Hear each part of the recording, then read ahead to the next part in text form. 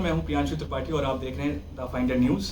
और the finder news एक विशेष श्रृंखला शुरू करने जा रहा है जिसमें हमारा ये प्रयास है कि हम आपकी मुलाकात ज़िला स्तर के प्रशासनिक अधिकारियों से करा पाएँ।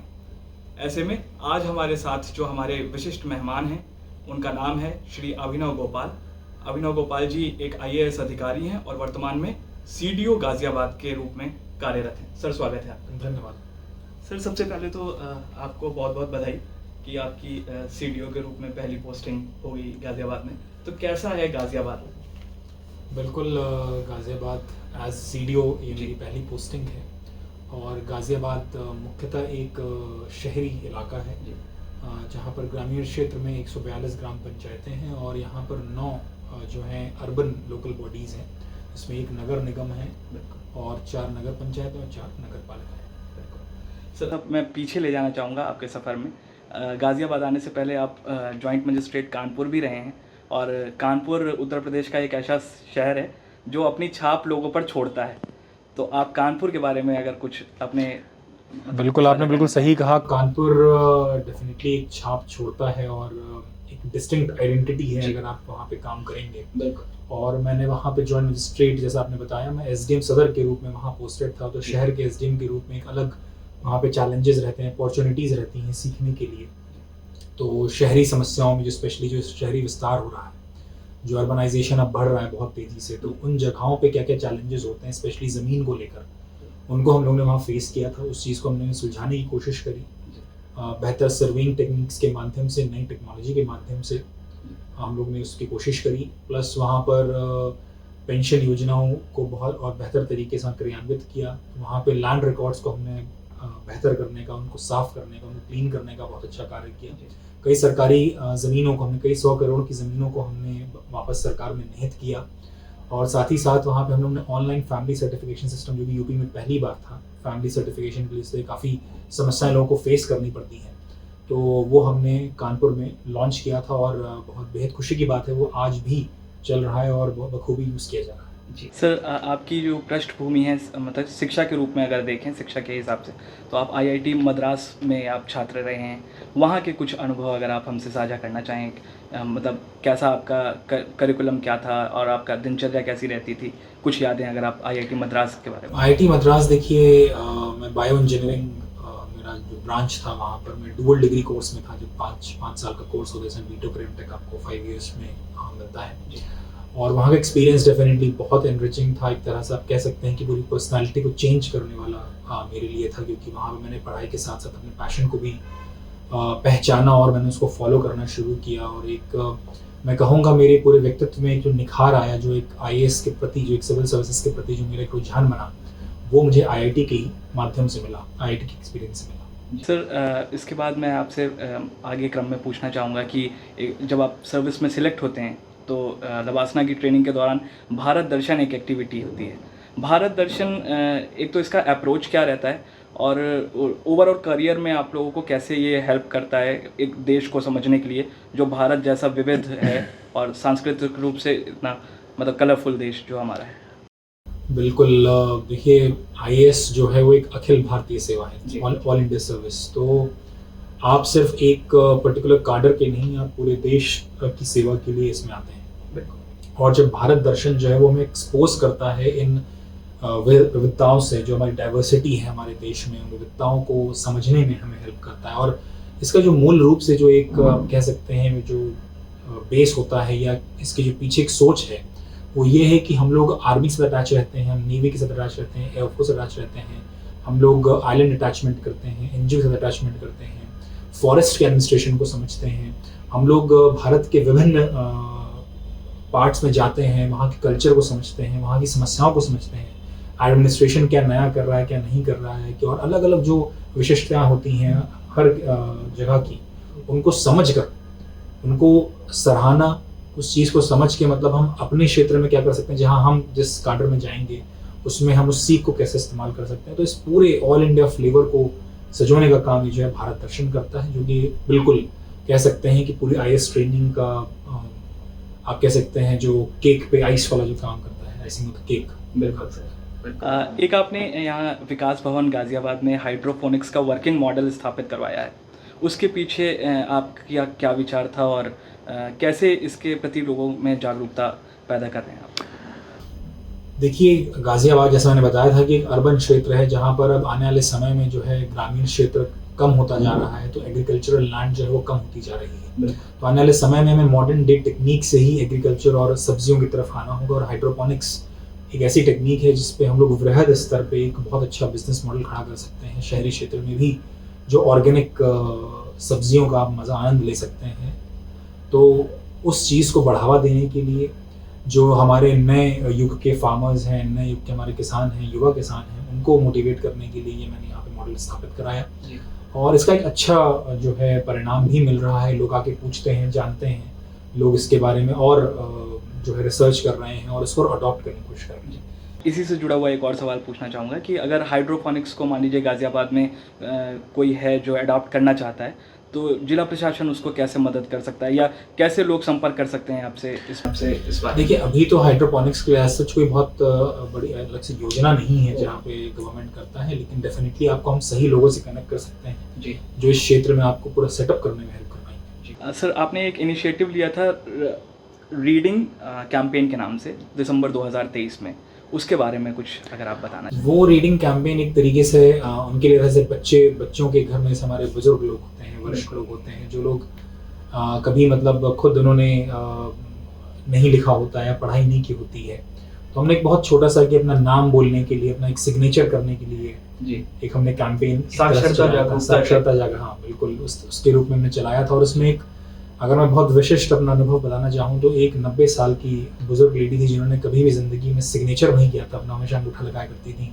बैंकों में जाकर उन्होंने पहली बार सिग्नेचर सीख के उस सिग्नेचर का इस्तेमाल करते हुए बैंक से अपना पैसा निकाला था। काफ़ी एनरिचिंग और एम्पावरिंग है एक्सपीरियंस। इसके बाद सर काफ़ी योजनाएं हैं सर शासन लेवल पर जो ऑब्वियसली ज़िले पर भी इम्प्लीमेंट होती हैं, और इन्हीं में से एक प्रमुख योजना है किसान सम्मान निधि।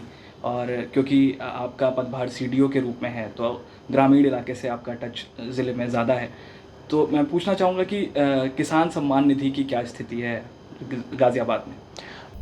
बिल्कुल, पीएम किसान सम्मान निधि की स्थिति बहुत बहुत अच्छी है, और 50,000 से ज़्यादा किसान जो हमारे इसमें जुड़े हुए हैं, जिनको पीएम किसान सम्मान निधि मिलती है, बाकायदा मिलती है। और कोई भी समस्या आने पर हम तुरंत उसका जो है सॉल्यूशन भी देते हैं। कई बार क्योंकि कुछ टेक्नोलॉजिकली इश्यूज आ जाते हैं जिस कारण जो है सम्मान निधि उनके अकाउंट में नहीं जा पाती, तो उनका भी हम निवारण करते हैं। परंतु इसको लेकर जो समस्याएं हैं वो काफ़ी कम हैं यहाँ पर, और अगर समस्याएं आती भी हैं तो हम लोग उसका तुरंत जो है सोल्यूशन निकालते हैं। एक चीज़ इसी से कनेक्टेड सवाल है मेरा कि क्योंकि इसमें 2,000 रुपये, अगर मैं गलत नहीं हूँ तो 2,000 रुपये तीन किस्तों में 2,000 रुपये की किस्तें जाती हैं किसानों के खाते में।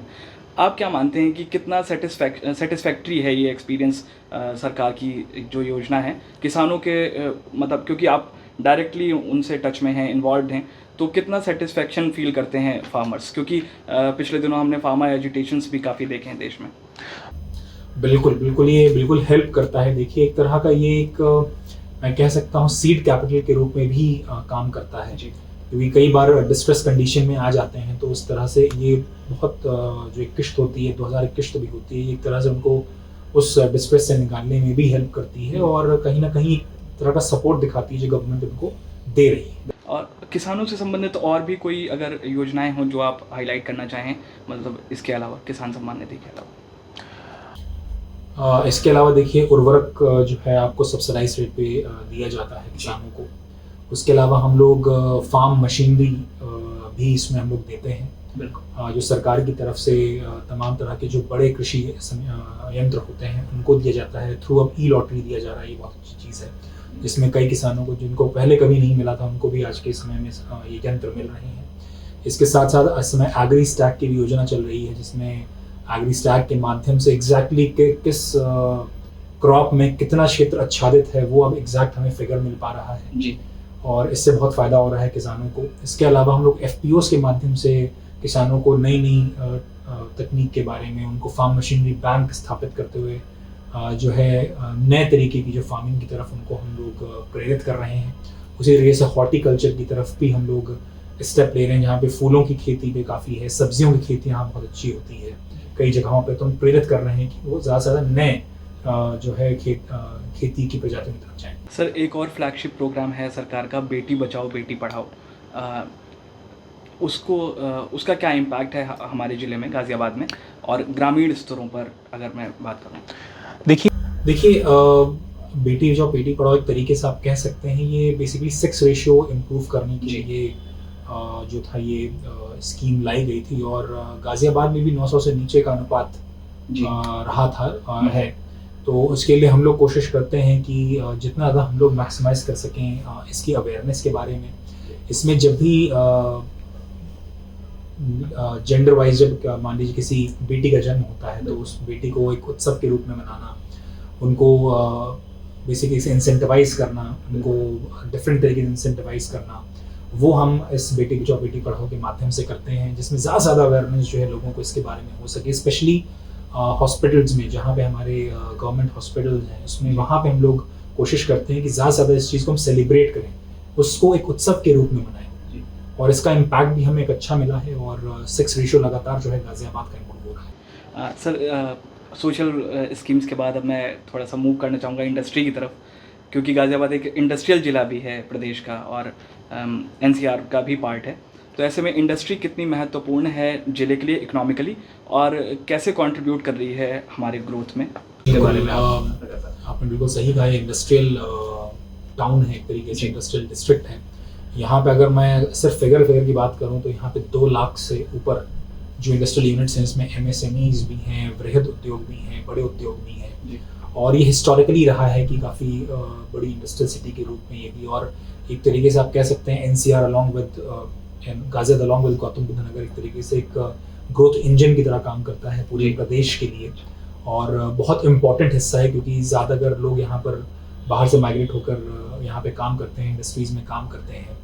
और प्रमुखता अगर मैं कहूँगा पूरा ग्रोथ इंजन से मैंने बात करी कि एम्प्लॉयमेंट प्रोवाइड करने में, यहाँ की मीडियम इनकम बढ़ाने में, उसमें भी इंडस्ट्री का बहुत बड़ा रोल रहता है। तो इसलिए उस पर हम लोग कोशिश करते हैं कि जितने भी यहाँ पे इंडस्ट्रियल एस्टेट्स हैं यहाँ पे, जहाँ पे किसी तरह की समस्या हो, रोड से समस्या हो संबंधित, या इलेक्ट्रिसिटी संबंधित समस्या हो, कोई भी समस्या हो, वो तुरंत जो है उद्योग बंधु मीटिंग में ली जाती है, और DM सर के निर्देशों के तहत हम लोग वो समस्याएं कम से कम करते लगातार चलते जा रहे हैं। और इस समय मेरे ख्याल से अगर उद्योग बंधु की बैठक की बात करें तो उसमें 10 से भी कम हमारी इस तरह की समस्याएं जो है रह चुकी हैं। ये कीर्तिमान है अपने आप में।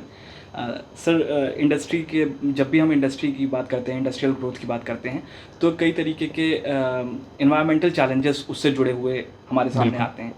तो एक तरफ जहां हम मानते हैं कि इंडस्ट्रियल ग्रोथ हमारे लिए बहुत ज़रूरी है, उसी तरह इन्वायरमेंट को प्रोटेक्ट करके रखना, उसको सस्टेन रखना, वो भी हमारे लिए उतना ही इम्पॉर्टेंट है। तो ऐसे में इन्वायरमेंट के प्रति कैसे अपनी जिम्मेदारी निभा रहा है ज़िला प्रशासन? बिल्कुल, हम लोग दोनों को बैलेंस करना बहुत ज़रूरी है। एक सस्टेनेबल डेवलपमेंट जब हम बात करते हैं तो सस्टेन्ड डेवलपमेंट बहुत ज़रूरी होता है। तो उसमें जो भी हमारे नेचुरल रिसोर्सेज हैं, वो उनका जिस तरीके से उपभोग हो रहा है, तो उसको हम कोशिश करते हैं कि रिजुविनेशन में भी काम कर सकें। जैसे मैं एक बहुत एग्जांपल छोटा सा देना चाहूँगा, जो ग्राउंड वाटर जो भी यहाँ से निकलता है, जो भी इंडस्ट्रीज़ अपनी फैक्ट्रीज इस्तेमाल करती हैं, तो उसके लिए हम लोग जब NOC देते हैं तो वी मेक श्योर कि वो 2x रिचार्ज का अपना प्लान भी दें और उस पर एक्ट भी करें, जिसके तहत अभी मैं आपको बताऊँगा कि वाटर कंजर्वेशन के क्षेत्र में हम लोग ने बहुत अच्छा यहाँ पे काम किया है, और यहाँ पे 100 से भी अधिक जो है मॉडल तालाब हम लोगों ने यहाँ पे तैयार किए हैं, और जो वाटर रिजुविनेशन में अपना बहुत बड़ा रोल अदा कर रहे हैं। साथ साथ ग्रे वाटर ट्रीटमेंट भी हम लोग इसमें ले रहे हैं। ये बात ज़रूर है कि हाँ, यहाँ पे इंडस्ट्रीज़ काफ़ी पहले से डेवलप हुई थी, और उसके सापेक्ष जो है अब धीरे धीरे हम लोग जो है ETPs और इस्टेब्लिश भी कर रहे हैं, और एक तरीके से इंश्योर कर रहे हैं कि जो भी इसमें वेस्ट मटेरियल, जो भी वेस्ट निकलता है, उसको हम ट्रीट करके भेजें। लेकिन अगेन ये भी लैगिंग है, इसको हम लोग धीरे धीरे जो है अब इसको बेहतर कर रहे हैं, कोशिश कर रहे हैं। बिल्कुल। इसके बाद बात करना चाहूँगा, क्योंकि जैसे जैसे समय बदल रहा है, हम लोग नई टेक्नोलॉजीज़ की तरफ जा रहे हैं, आर्टिफिशियल इंटेलिजेंस, मशीन लर्निंग वगैरह, तो ऐसे में स्किल्स बहुत इंपॉर्टेंट हो जाती हैं हमारे युवाओं के लिए। तो स्किल, और भारत सरकार भी और उत्तर प्रदेश सरकार भी UP कौशल विकास के नाम से एक योजना चला रही है। तो ज़िले में उसका प्रभाव क्या है, क्या लाभार्थी हैं और किस तरीके की चीज़ें हैं? बिल्कुल, आपने सही कहा। यहाँ पे कौशल विकास मिशन के तहत हम लोग ट्रेनिंग देते हैं। ट्रेनिंग्स हमारे यहाँ we have more than 50 training partners from skill development mission, जो कि डिफरेंट डिफरेंट जो ट्रेड्स में ट्रेनिंग देते हैं। और हमारा जो मेन मुद्दा रहा है स्पेशली इस फाइनेंशियल ईयर में वो ये रहा है कि जो रिक्वायर्ड स्किल्स हैं जो यहाँ की इंडस्ट्रीज़ को चाहिए, हमने यहाँ के इंडस्ट्री एसोसिएशन से भी उन स्किल्स की मांग करी थी कि आपको जिसके रिक्वायर्ड था उन चीज़ की ट्रेनिंग कराएं। तो हमने वही ट्रेनिंग्स ली हैं, वही ट्रेनिंग कोर्सेज लिए हैं और उन्हीं को टीपीज़ के माध्यम से हम लोग यहाँ पे ट्रेन करा रहे हैं जिससे ज़्यादा से ज़्यादा यहाँ पे एम्प्लॉयमेंट जनरेट हो सके। और हमारे रोज़गार मेले भी यहाँ पे काफ़ी सक्सेसफुल रहते हैं और काफ़ी अच्छी संख्या में इवन बाहर के बच्चे भी आते हैं जो यहाँ पर स्किल डेवलपमेंट करने के बाद अच्छी तरह से प्लेस भी होते हैं। सर एक और क्रिटिकल इशू है जिसकी तरफ आपका ध्यान आकर्षित करना चाहूँगा। एक इशू है स्टूडेंट्स का स्कूल्स में एनरोलमेंट का। मतलब अभी हाल ही में जब मैं आपके इंटरव्यू के लिए रिसर्च कर रहा था तो आप ही का मैंने एक ट्वीट भी देखा था जिसमें आपने निर्देशित किया है विभागों को कि एनरोलमेंट को बढ़ाया जाए और उसके लिए सारे प्रयास किए जाएं। तो अभी क्या स्थिति है? मतलब बच्चे स्कूलों में जा रहे हैं, मतलब किस तरीके की स्थिति है इस वक्त ज़िले में? देखिए एनरोलमेंट वाइज अगर मैं परिषदीय स्कूल में बात करूँ जो हमारे गवर्नमेंट स्कूल्स होते हैं जी, तो उसमें था कि हम लोग ज़्यादा से ज़्यादा एनरोलमेंट कराएं। कोई भी बच्चा जो है वो शिक्षा की इस क्षेत्र से वो वंचित ना रह जाए, तो उसके लिए हम लोगों ने ये अभियान चलाया था। और इसमें जितने भी हमारे स्पेशली उन क्षेत्रों में जहाँ पर लोग माइग्रेटेड पॉपुलेशन ज़्यादा रहती है, जहाँ पे बच्चों को शिक्षा से वंचित होने के चांसेस ज़्यादा होते हैं, तो उन जगहों पे हम लोगों ने स्पेशल जो है कैंप्स लगाए थे, वहाँ पे स्पेशल हमने ध्यान दिया था और एनरोलमेंट हमारा जो है वो काफ़ी बेहतर हुआ है। पिछले साल से हमने वृद्धि करी है एनरोलमेंट के सेंस में और कोशिश ये रहती है कि एनरोलमेंट के बाद अटेंडेंस भी इसकी रेगुलर रहे और अटेंडेंस के लिए हमने विशेष अभियान चलाया हुआ है। हम लोग स्कूल वार इसका एनालिसिस कर रहे हैं और जो भी विशिष्ट समस्याएं जहाँ पे आ रही हैं उसको रिजॉल्व भी कर रहे हैं, टीचर्स को मोटिवेट कर रहे हैं। और इसका एक बहुत अच्छा इम्पैक्ट ये रहा है कि हमारी अटेंडेंस जो है जो कि जनवरी से मार्च के बीच औसतन 57% थी, वो अब मोर देन 70% हो चुकी है। सर इसके बाद दोबारा से हम वाटर की तरफ जाएंगे, जल की तरफ बात करूंगा मैं। और जब हम जल प्रबंधन की बात करते हैं तो एक वाटर पॉल्यूशन का विषय आता है हमारे दिमाग में। और water pollution in general and ground water recharge जो आपने पहले भी उल्लेखित किया है, उसके बारे में अगर आप कुछ बताना चाहें। जिले में क्या स्थिति है ग्राउंड वाटर की? यहाँ पे जो है आपका मैक्सिमम जो ब्लॉक्स हैं वो 4 ब्लॉक्स हैं, 5 के अलग शहर को भी जोड़ लें तो 5 ब्लॉक्स जो हैं वो क्रिटिकली है, मतलब क्रिटिकल है, बिल्कुल ओवर एक्सप्लॉइटेड कंडीशन में है और एक सेमी क्रिटिकल की कंडीशन में है। 5 में से 1 और 4 1+4। तो इसलिए बहुत ज़रूरी हो जाता है कि इसको रिचार्ज के लिए हम लोग की प्लानिंग बहुत अच्छी हो जी। और इस रिचार्ज की प्लानिंग के लिए ही जैसा मैंने आपको पहले बताया था कि जो भी इंडस्ट्रीज़ ग्राउंड वाटर से एक्सट्रैक्शन करती हैं और एक्सट्रैक्शन करती हैं तो उनकी इस कंडीशन में उसी कंडीशन में इसको 2x रिचार्ज करने के लिए होता है। तो उस 2x रिचार्ज कंडीशन में ही हम लोग जो है मॉडल तालाबों के लिए बनाया है हम लोगों ने। उसमें हमने एक काम किया है कि जितने भी हमारे तालाब हैं 908 हमारे यहाँ जो चिन्हित तालाब हैं पूरे डिस्ट्रिक्ट में, उनको हमने क्लस्टर में डिवाइड किया और उनको हमने इंडस्ट्रीज़ जो भी एक्सप्लॉइट करती हैं ग्राउंड वाटर को उनको हमने अलॉट किया है। उनको हमने और ईज आउट करने के लिए स्टैंडर्ड ड्राइंग तैयार करी है, स्टैंडर्ड एस्टिमेट तैयार किया है। ग्राम पंचायतों और इंडस्ट्रीज़ के बीच एक मॉडल एग्रीमेंट, स्टैंडर्ड एग्रीमेंट भी तैयार करके इसको कराया है जी। और इसका एक इम्पैक्ट अच्छा रहा है कि जो लगातार जो है इस पर काम चल रहा है। अभी मोर देन 100 मोर देन 150 जो है तालाबों में काम चल रहा है। ठीक है सर, अभी हाल ही में लोकसभा चुनाव हुए हैं देश में और आपका पहला चुनाव है सर, मतलब आपके सर्विस में अगर मैं गलत नहीं हूँ तो चुनाव की जो प्रक्रिया है हमारे देश में, और क्योंकि ये भी एक त्यौहार की तरह ही मनाया जाता है, लोकतंत्र का तो त्यौहार ही कहा जाता है चुनावों को, तो इसका आपका एक्सपीरियंस कैसा रहा गाज़ियाबाद में? बहुत शानदार रहा, बहुत अच्छा रहा। और एक अगर आप कह सकते हैं, अगर मुझे बहुत गर्व होगा कहने में कि हमारी जो इलेक्शन मशीनरी है one of the best, one of the most robust machinery है जिसमें हर एक चीज़ के बारे में ध्यान दिया गया, हर एक चीज़ के बारे में गाइडलाइंस हैं। सबसे सुव्यवस्थित, सबसे प्लान तरीके से जो एक्टिविटी है वो आपका इलेक्शन की मशीनरी होती है। और इलेक्शन मशीनरी में मेरा एक्सपीरियंस वाकई में बहुत अच्छा रहा। जैसे आप प्रयागराज से हैं, आपने कानपुर में भी काम किया है, यहाँ गाज़ियाबाद में भी एक नदी है, प्रयागराज और कानपुर दोनों गंगा जी के किनारे हैं। और जो लोग नदियों के किनारे रहते हैं उन्हें नदियों का महत्व तो पता ही है। तो ऐसे में हमारे यहाँ भी एक नदी है गाज़ियाबाद में, हिंडन नदी। इसके जीर्णोद्धार के लिए जिला प्रशासन की कोई कार्य योजना या इसको कैसे इम्प्रूव कर सकते हैं? बिल्कुल, देखिए इसके लिए कार्य योजना है और जहाँ पे भी सीवरेज आपका जहाँ पे जा रहा है तो वहाँ पे सीवरेज ट्रीटमेंट प्लांट्स की स्थापित करने की कार्रवाई चल रही है। अभी डेफिनेटली कैपेसिटी कम है, बट इसके लिए ऑलरेडी जो है प्रपोजल्स जा चुके हैं और अभी 2 नए STPs भी यहाँ पे इस्टेब्लिश हो रहे हैं। इसके साथ साथ जहाँ पर हमारे इंडस्ट्रियल वेस्ट जहाँ पे जाता है तो वहाँ पे एफ्लुएंट ट्रीटमेंट प्लांट्स भी लगाए जा रहे हैं जो लोकल लेवल पे लगाए जा रहे हैं। उसकी कार्रवाई अभी चल रही है, एग्जैक्ट नंबर मैं आपको नहीं बता सकता हूँ, बट अगेन वो एक वर्क इन प्रोग्रेस है।